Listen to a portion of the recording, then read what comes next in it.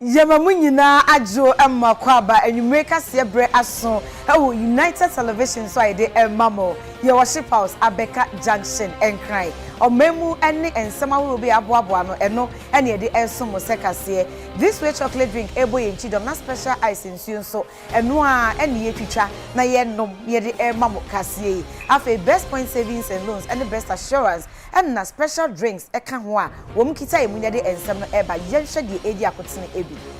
Amanpanyin na Adutwumwaa Akufuado ede ato board of governance of African Development Bank amese ni di mada onye no betim bia for support mu odene entire bank na chinese papa entini emra Amanpanyin abedi eche Dr. Mamudu Bawumia asen bese adwoche odiama schools bi ewo man emo sanso en mrasebe da fiatia me akasa ede atu edwase say parliament ankasa no womusi kasa no ekofom ehia wonom pa Privileges Committee ewo Ghana mrasebe dwam yema ona otwemienu se won fa ni dwumadi ede bepem enne won report no wonwie ho adwuma adehia womo ewo Yesu krom ewogomoa East Muslim won fifi mantam eda de se dia to mpanyufo nim se ni die mada adan ahodo asisi mi ahodo ensuo ewo na enam so ensuo to a eyirifa womo no wonhwe na womebubu sa adan nyina da enwu se de o mampanyimpo ahye no Weja gbawe ewon kran mantam emunefu anum achi a ensuo toye no adehye no waye mobbo afi no niema asese nyina water sitas no hwe so betumi asiesie baabi edi wonti ato ana awusanfo wei ane ensem bia ebi eka wona editie na edihwe ene aso no sokogia yede ebramo ewo YouTube so ewo enkran Abeka Junction midin ede Afia Adutwumwaa Morosa mene Obahima Afia Asiedu Africa se bonu emu ensam enie Ghana mampanyin na Adutwumwaa Akufuado akasa ede ato board of governance awomo ewo African Development Bank no enim se ni die mada wonye do betimi bia no ngina wontumi so na onfrancis papa bi emra bank no emu na no betumi aboa ama abibiman ebasika semu a yetumi agyan ye naso na yetumi agina so mpo ede apri empuntuo ewo abibiman ahodo emu Amrado anasa governors ahodo omo sha African Development Bank ni mu ebo ana bepie mu Ghana mampani na tena kase mu Jubilee House e won kran na wo mo bepie mu honom na Ghana mampani na Adutwumwaa Akufuado wode ba beto omo anim se wo mo nhwe na mo bi on betimi aboa na afane afan obi aso ne nyonko mu na ne sika ye benya de afiri ba bi ne de aso bank no asen ana se sika krabia no asen no mo so de aboa bibreman no ne yetimi agina na aso ewe sika sem ne emputu sem no wo mo nhwe nya ne pepepe na no no ogidi se e betimi agina na aso na nyonko da ye ntemu fa adwadie hu ene ne ekeka ho no aye prese e benya mpuntuo sem de ama bibreman no sa ni so ade hu no e betimi abamu Benefit chotwe ya bepie mu my Ghana na 57th annual meeting African Development Bank wo mo de hye so e enkran ha no mo e hyase adwuada ye mebuso me da na to so aduonu miensa wo mo ebewie ni nyina mebuso me da to so aduonu nso efiade e ye mfie bene ni aduonu mienu ya na ho na Ghana mampani e de ensemi nyina no ekoye e de ma won. Very impressed by what the bank has been doing, especially under Adesina. There's a lot of work that had been done before he came, but since he came, the focus that he has brought to the bank and the areas of concentration have been very, very, very useful. The private sector development has to be a very important goal of the bank and of ourselves as political leaders, because we know now the 20th century has told us that etatist planned economies and all of those things are not very successful, not very efficient, and that the private sector centrality to economic development is what has made some countries where they are, and that is the road that the rest of us have to follow. So having a bank that also has that as a very important part of its emphasis, I think is very, very important for us. Joshua for Penny Abediache, Assistant Secretary, the International Trade and Development, Mami Alexia, and so the same be Eka Hua, watch there and Iswadi Hunu, and Afia Sopotaya, United States of America, one more extra so media boa, na African Development Bank, and so media and now so up my Bible minus so Eddie Aqua and Kind. The African Development Bank, in our view, is incredibly well positioned to support countries on the continent in a couple of specific areas. It has, I would say, a particularly distinct strength in its support of quality infrastructure. which of course is important for every sector of the economy in terms of the recovery from COVID, which is still with us, unfortunately. We all have our masks with us in terms of helping the government fulfill its basic social contract to provide basic services to citizens. It helps to facilitate trade, critical for the reasons that you know. And in some other institutions, we have seen financing for infrastructure stagnate, and particularly for transportation, whereas the African Development Bank has remained steady in its financing in those areas. So that we see a huge value for the institution in that regard, and not just building the infrastructure, but all the capacity and governance around well-functioning infrastructure that the bank does well.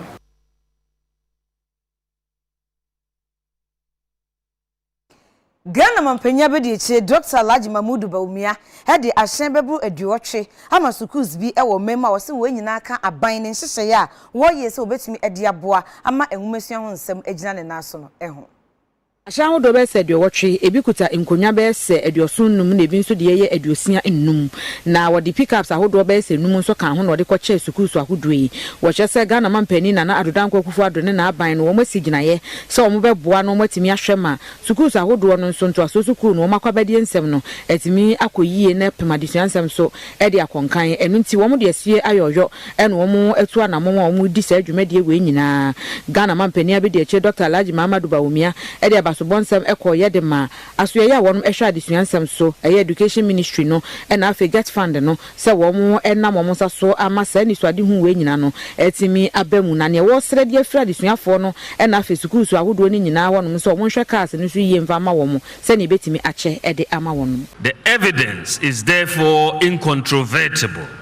that our commitment as a government to ensure that transportation is made available to our educational institutions and agencies for quality education to be delivered is very strong. To complement our investment in transportation, senior high schools have also seen a massive investment in infrastructure, including classrooms, dormitories, administration blocks, libraries, and canteens. I want to encourage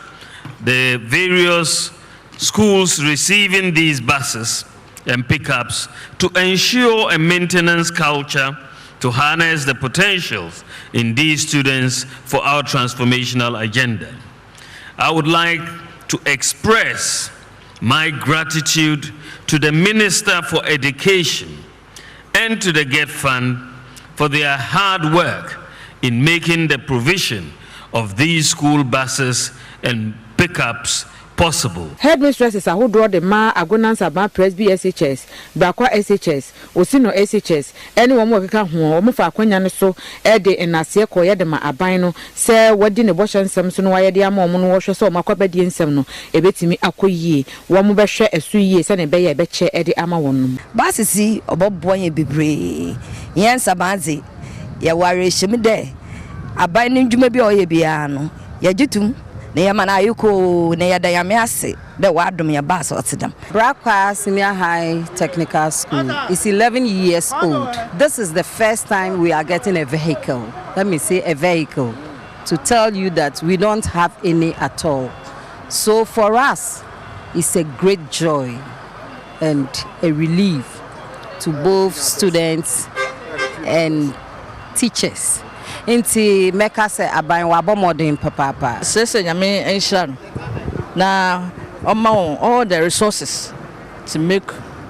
better and more productive decisions ebeboa oman Ghana tie da wansepa abaika chepeni a wo fanti akwa south eyo monyamfo enesofosu wono se de nsem ni bito so maintenance culture ehu hia pa enti mesre school mpanifo ene school fo nyina ni stakeholders nyina se ya sede se ade fefe yi a Ghana ban ede a cheyi esese ye hwesu yi ye kura no ebre so se ye de ko service na esese ye de ko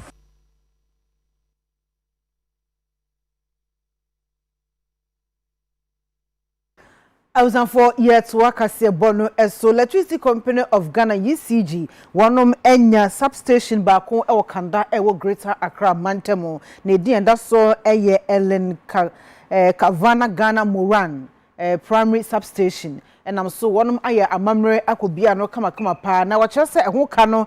ɛyɛ $14.5 million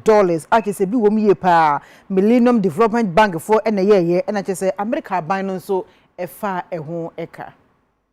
78 MVA facility we no a eba beboa na ma omanfo dodro bi a wo mo Ghana fa na ba bi nso ayiram kane onom de adi omdwumadi no wo mo de to awra bi a ye frɛ no Era Ellen Kavana Moran or a retired American civil servant esan so ye kan dwuma ni de ma MCC na wo mo kyerɛ sɛ ne dwuma pa ne modern bo beboa ye e ma Ghana Millennium Challenge Account Program no etimi esipi ne sita no ene wo mo agina so edi ne din ato eye power supply station we eso na ebesom nipa dodo be se empem ahenu 200,000 a wo mo ebenya so mfaso bi e wakanda Afia Rage ne cantonment bottom baby 37 military hospital National Mosque Jubilee House Greater Accra Regional Hospital Nima Roman Ridge Bema Camp Airport Residential Area Deputy Energy Minister Owura William Oreku Edu e de abasobonsem koyed ma US aban se watimi aso Ghana asene e wo empuntudwuma hodo enyina emu na aban no so e hwe no watimi aye ne obetimi aye bia se ne be ya eyiram kane ho de ne nso de bema Ghana fo no mo de adi omdwumadie bia e wo Ghana afana ba bia. The President Akufo-Addo recognizes that in the 21st century, a country that is serious about industrialization and progress cannot and must not take its power sector for granted. A robust, accessible, and reliable power sector is in our collective interest as a nation. The Ellen Moran Primary Substation, I am informed, is an indoor primary substation with two 30/39 MVA outdoor power transformers. The equipment is housed in a basement-type control building with adequate room for future extension of the 33 kV and 11 kV switchgears with a total capacity of 78 MVA. The project cost stands at $14.49 million United States dollars. Eno a member baako de ma media board Dr. Samuel Caesar enso gina media board chairperson Professor Ya Ntiamwa Bedu anemu emo no so edensem atu edwa. The Compact program, specifically the ECG financial and operational turnaround project, recognized the need for ECG to improve power quality and reliability to meet the increasing demand for power and improve the services it offers to its customers in the Accra East and Accra West areas. For this reason, the program provided for additional operational capacity in the form of substations and other electricity infrastructure elements cited as strategic locations, as for instance in close proximity to vital health delivery institutions. Managing Director de ECG Owura Samuel Dubik Mahama won so edin sambi eka ho. This Ellen Moran primary substation in Kada has a capacity of 239 MVA, which is same as the Legon primary substation. It is the first substation downstream of the popular Achimota bulk supply point. The second, which is strategically located within the sub-transmission network, therefore making this substation more robust and reliable. It has interconnection between Burma Camp, switchback substations, and ensuring a strong redundancy within that enclave in order to improve quality and reliability of power supply to meet the ever-increasing demand within its immediate communities, such as Joe, Kaka, Mima, Kaukudi, Roman Ridge, Burma Camp, Airport Residential Areas, amongst others. Openyi baako a wojina apre presidential candidate ewo Ghana Journalists Association ikono emo eye Albert Jonfo na odi tu dwase nsentwofo a wo mudi dwuma ewo mem se ankrankra na se aban de no onim se omuhie ohawo papa enti GGA fo no ento abama no no me president na so ba obehwa ma se obi ye ankrankra sentwoni ana oman ne de no omunyina atumi atena so odobakom na omohawo no wasano ede ama wo. Ba private media dia edam akoma so yi na esan se edam akoma so ninti no me wo ehye bebre ade ma me beto akwan mu a ebema private media so about the limelight na ma sebio ye ba association Ghana Journalists Association na yehu yehu state media and yehu private media because mo hwe mo chi a say bi before gina me chi no don na state media nanso ye na ya bom ba ko na ye dan ye bo apro ye company ade Kenya ade hunya pa say I will embark on a membership drive. Say my membership drive now may increase the membership from the private media. Now after so no your friend be say all inclusive leadership. Say ebema your can is a private media no I feel involved because share current leadership I mean say yeah na private media we feel alienated kakra. Na mom no under air time no it's going to be all inclusive. Ye media ye bedi ye state media si chai ye private media si chai ye nyina na ibedi and it's going to be on quota basis. So bibi na beba se capacity building na ye kan wasem efa workshop need training edema journalists and for building our capacity, our mental capabilities. Say ade ba ko eye ade a me pesa me hwe no say minim say registration for membership akoye ade awunya pa ma private media you be make sure say your term no you be bie ade be man flexible we are even going to move to digitalization na awunya safi na be print form na wakofele ade abadu certificate aka ho said the constitution ni kire no na converting committee we there within a period of not more than 21 days na when you can say yes or membership card. Now me did say we will go strictly by the constitution. The constitution no trust sama a guardian there ni mo no. The eno kano eno ni be gina so aye. Na if you also sana na ya hwe ya ketua mu nsem. Say me ye say one other challenge pa aketua sem eba private media ketua no ebinim krampo nja ketua kra ye yisu ebinim keke ebinim krampo eni your friend is even appointment letters acquire voluntary services as a journalist o yensem tronia your life matter and if your life matter there is a say we make sure say your personal security is your priority. It in as much as say yeah fighting for the security for all no yes share your personal security now you say we will discharge our duty without fear or favor, without even panic, without intimidation. No, we will make sure we uphold the professional standard. Come June 24th no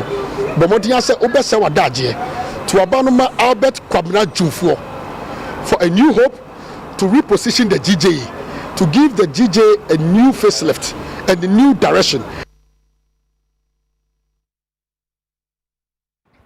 Ele abadwonfo ebeta wa chiama osusu enyina tumi abamabusiafo yetwe ho abasesia.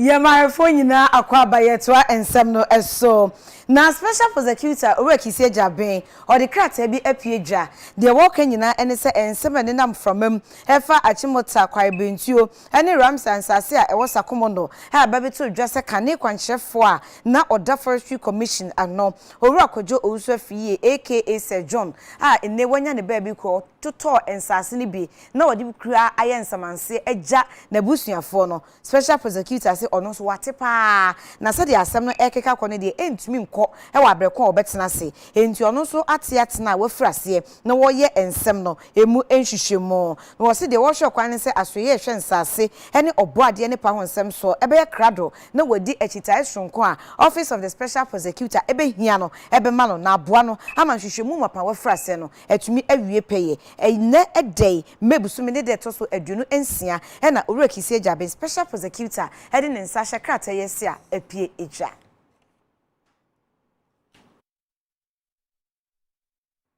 Yetwa kase bono eso aban akọ Achimota Forest aprobo na kọ ho wie no de tu dwa se hu behia pass Achimota Forest ne fa ba bi no yetumi ede ecotourism park na enokrampo no etumi agisika kakra ede ma omayi na no na kane meya ana owokumase mechire kane mampan John Mahama amemo penso owura kojo bonsu wakasa ho de atodwa se wone aban eye adwen pass Achimota Forest fa ba bi no yemfa nye ecotourism park na no betumi aboa omayi e woni ma bebre mu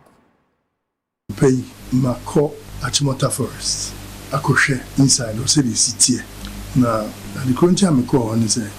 Ratri Park na me see wo Kumasi amami some kind of experience nti me te say ye be eco park ewo Achimota Forest no and some be Ghana so me fa me ho I just wanted to go and check and see if it's going to be feasible see any year ebebo Ghana the big tourism attraction ebeba it depends on the kind of eco park I build the kohoko acquainting with what's going on and how we GD so me ko zoo na me ko hwe mo na wo ho no akatia ne no ma no e ho na me ko hwe nti onwa sore o mo ye de nsi e kwa si de be bibia so eco park na ye kan ho so say no kra si e be ye dia nsi ye ni yi na attract tourists Ghana so that Anglophobia kwabu check so moko Disney park ne nema na e bibi papa wa hana attract hotels be sika buy so be sika nti I think say onu kwa mpamu say be ya enyi yi eco park ya be no say me ni ntiewum me ne kase pa e benefit Ghana enye ne nkitinkiti a che say no cause park no forest na so you say ye ni bibia e dey nyamba bre Ghana na afuso mususu ni ndia e dey parks ne nema no e boa ma ye ho toy nya de dinkra NPP amanyukwani abrena otwewe ye de chesadaje bi ni posokra ni nyina executive elections a wode ehihye so e wo men afana enyina amadebo no echima wona wo gina happy dibra horo ni nyina e boabo nwa no won campaign asem propro wa nyina wo mo de ko awiye se de be ya abato no betumi abaso pepepe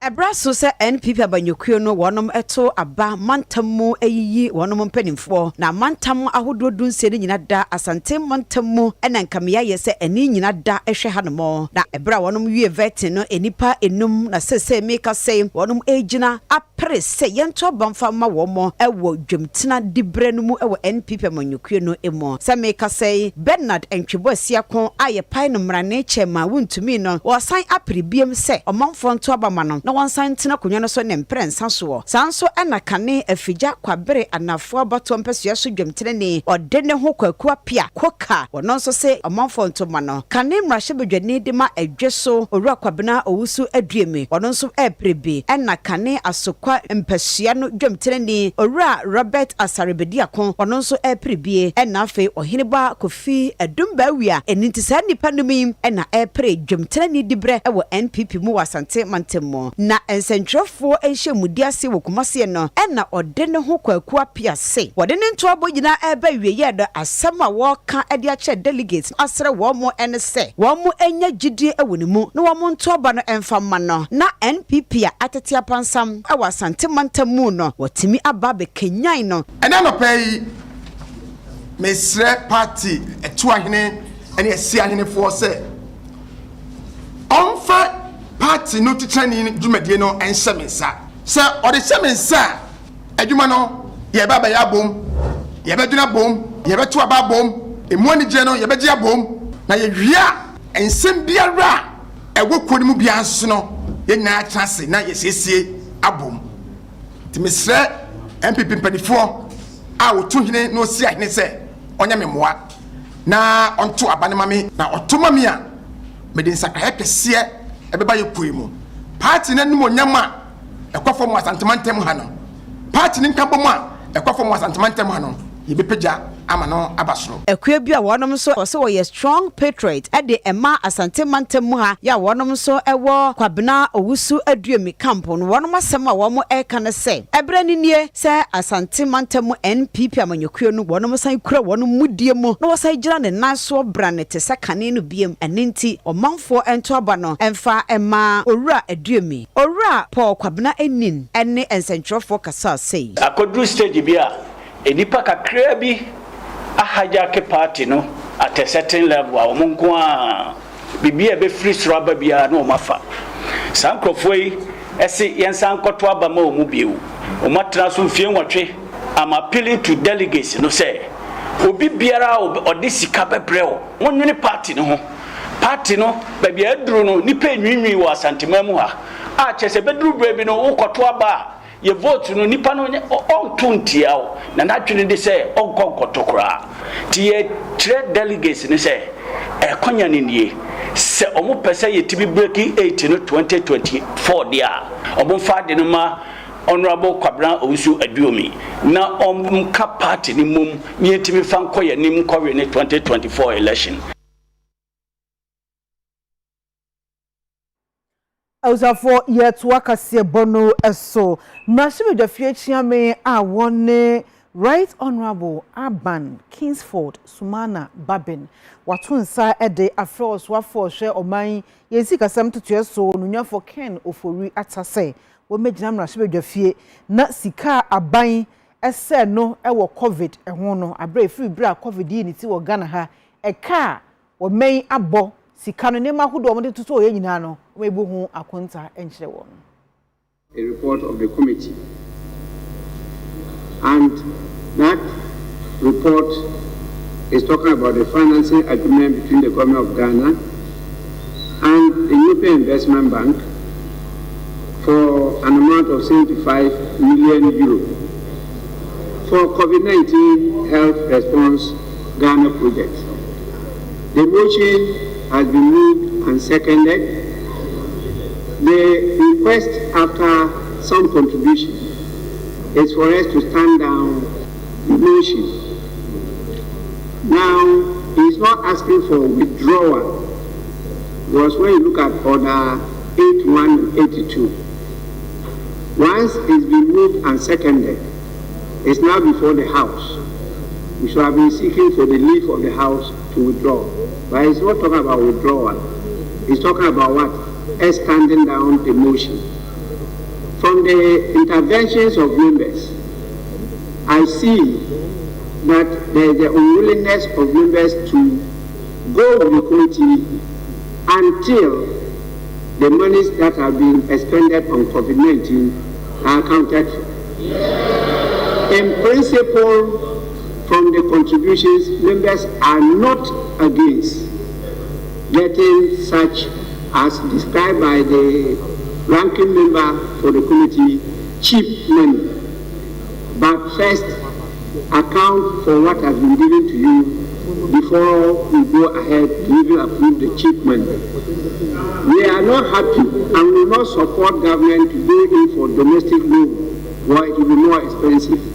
We are prepared to support government to go in for such cheap money. But could you kindly tell us how you have utilized what you have approved? Honorable members,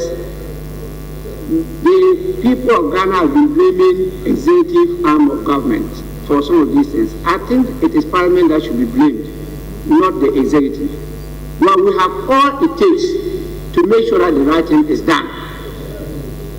It's Parliament that is weak and reneging on its duties and functions. And so I will complete my submission by directing that the Minister of Finance should appear before this House and account for all the money that we approved for the utilization for COVID pandemic. It is only then and only after that that this motion may find expression on the floor again to approve or disapprove by this House. I so direct. IGP process ahini na one na process for na bomoden aye nsenthrofo nhyiemu asikyire nyina ene se obo manfo amane se de bambo ho nsem esi ekọ won kranza bunu east mantam no emo resulting in the death of Victor Owusu and the injuries to others. Ballistic experts have been deployed here in Nkranza to assist in investigations. All the families have been contacted and they are working with the police in the investigation by providing statements among others. The IGP and his team put forward a request to the families to work with the police for the post-mortem on the bodies to be performed immediately to facilitate the completion of the investigation. The IGP dispatched a high-profile team led by the Director General in charge of administration to provide strategic leadership for the ongoing operation to restore law and order in Nkranza and its environs. The Criminal Investigation Department and the Police Professional Standard Bureau have since commenced investigation into the circumstances that led to the death of Albert Donko. The investigation has also extended to cover the attacks on the police station. 5 men in viral picture with deceased suspect Albert Donko, not police officers. The police administration attention has been drawn to a picture circulating on the social media, among others, showing 6 people with the caption Albert Donko in red, eating and drinking with Nkranza South policemen. The police administration wishes to state categorically that those men seen in the picture are not police officers. Underline, are not police officers from Nkranza South municipality or any part of the country. Our investigation has revealed that this is a picture of Albert Donko and his 5 friends, none of whom is a police officer, which was taken at a funeral at Buana in the Nkranza North District, approximately 20 kilometers away from Nkranza. We consider this as a calculated attack on the people behind this mischief to drag the name of the Ghana Police Service into disrepute. Members of the general public are therefore urged to treat such an act with the contempt that it deserves.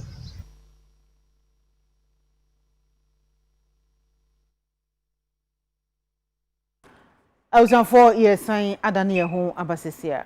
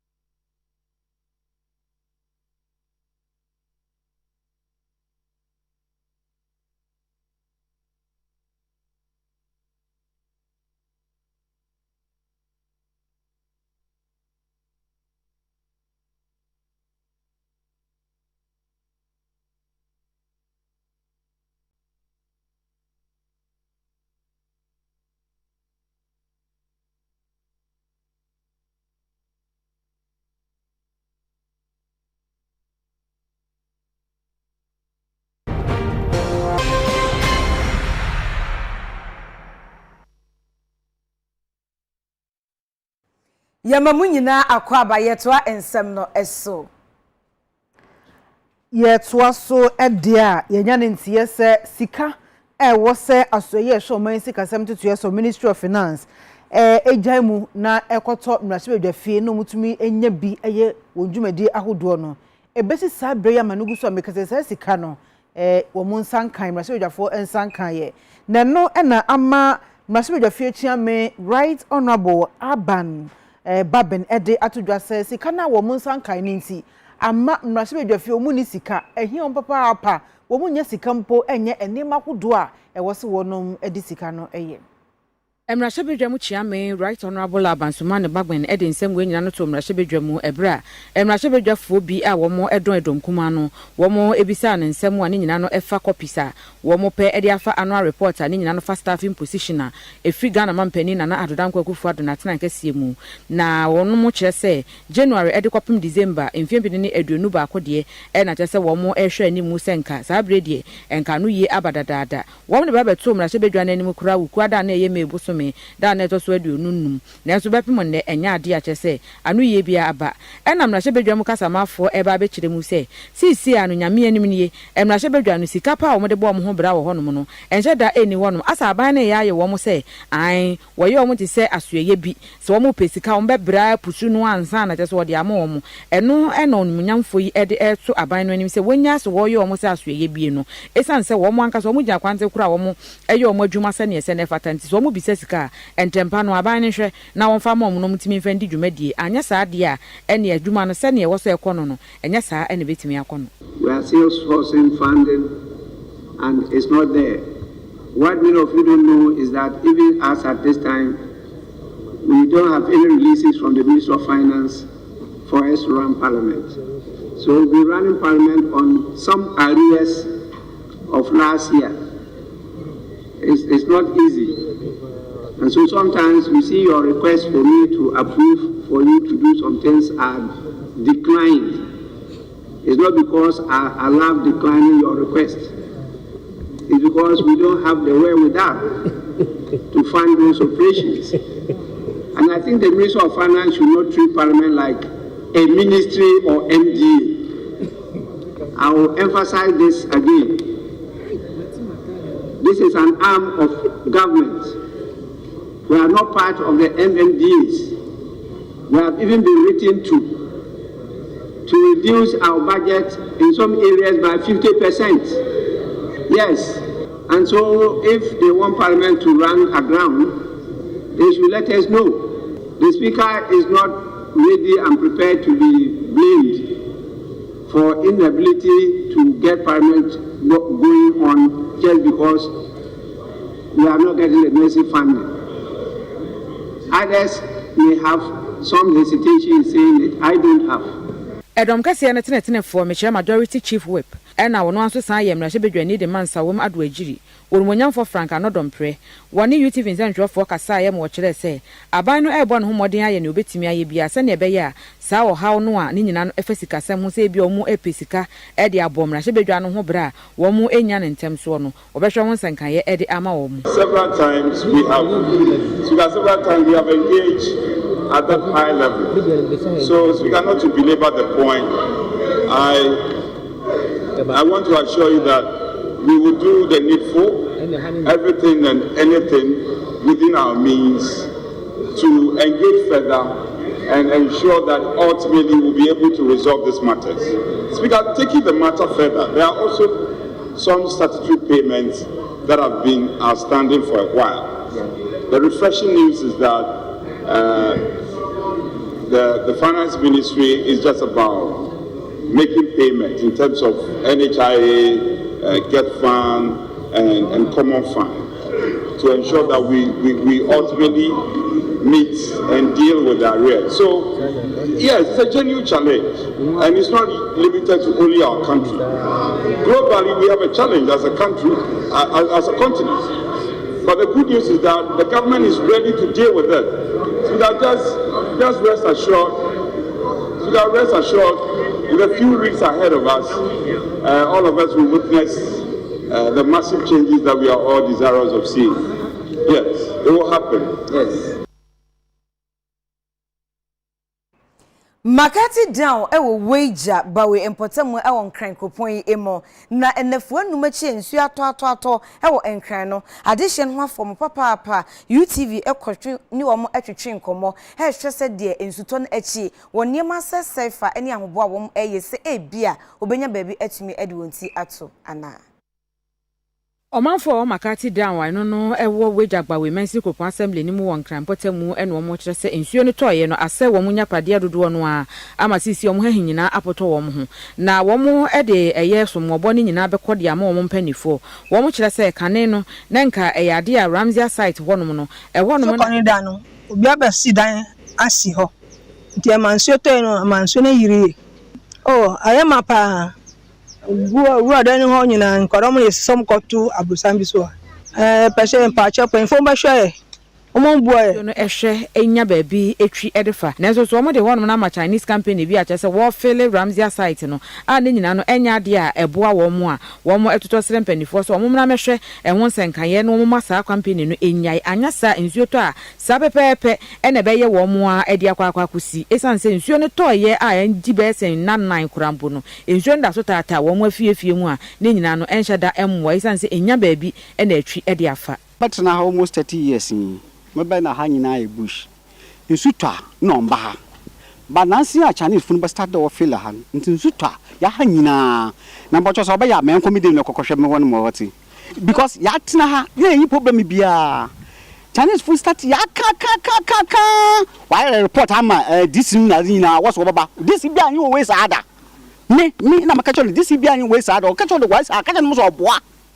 this in bia you we sada eso was when the feel ha obi nyaba auto box is agbo waba cho stop work wa nan why the no huni Makati down has when you Makati when you kra mpela me komi dem na kokohwe hwe ifiewura mutu tina sisi problem was am no serious pa me kan kwa cho ye pass ni manya ebubu pan kra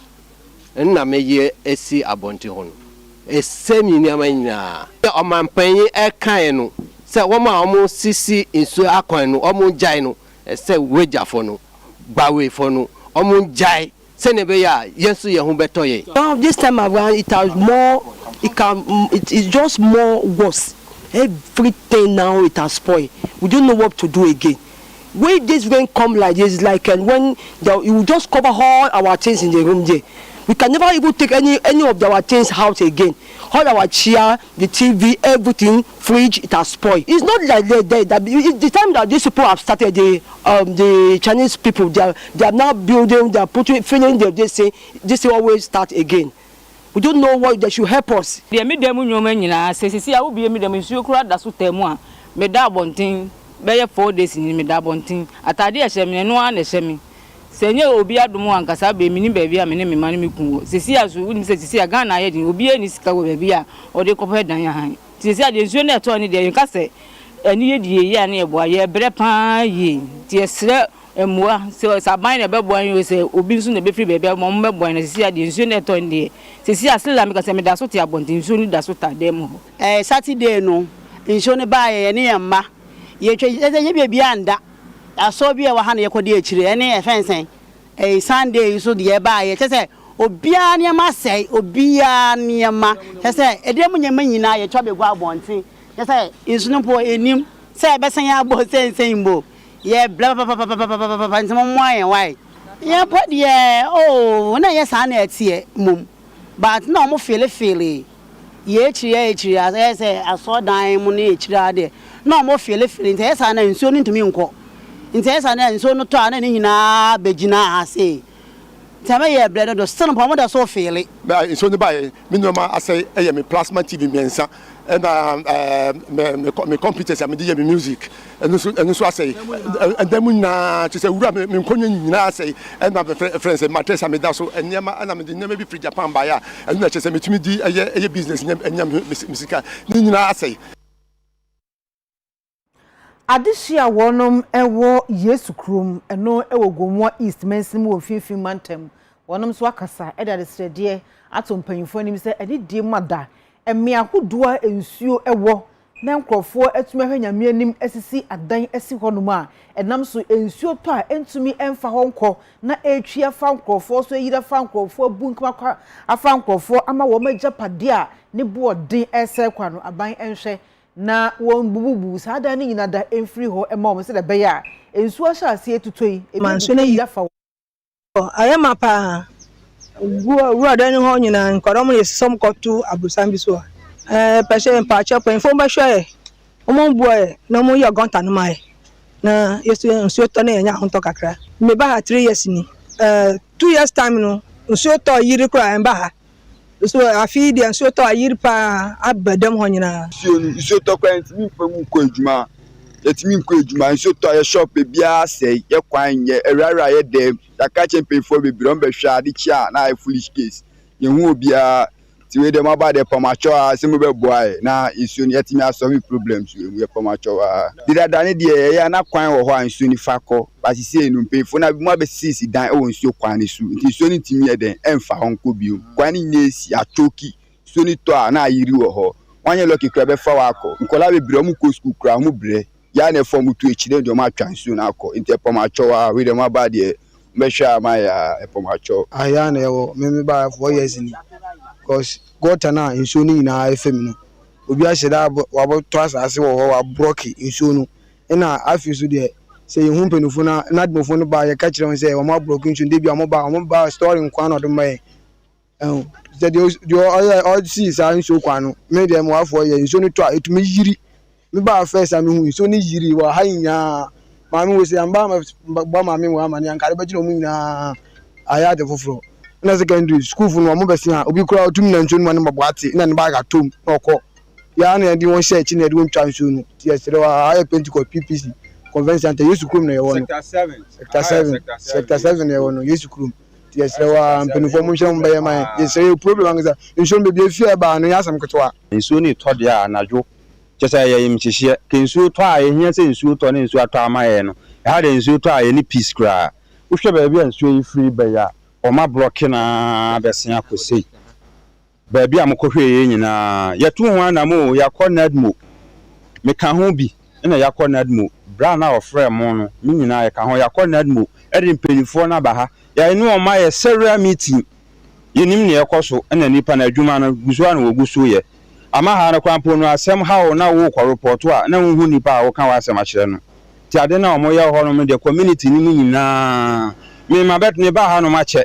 ensuo no flow ahonom na yensu kwan a ensuo no namu a fabrige na asekọ since o mo yes ade no ensuo no ntumi nkọ biem ti ensuo na ba na epem wo na choki na didi fire na ewa ha nyina afie nti wo problem pa nti mommo aye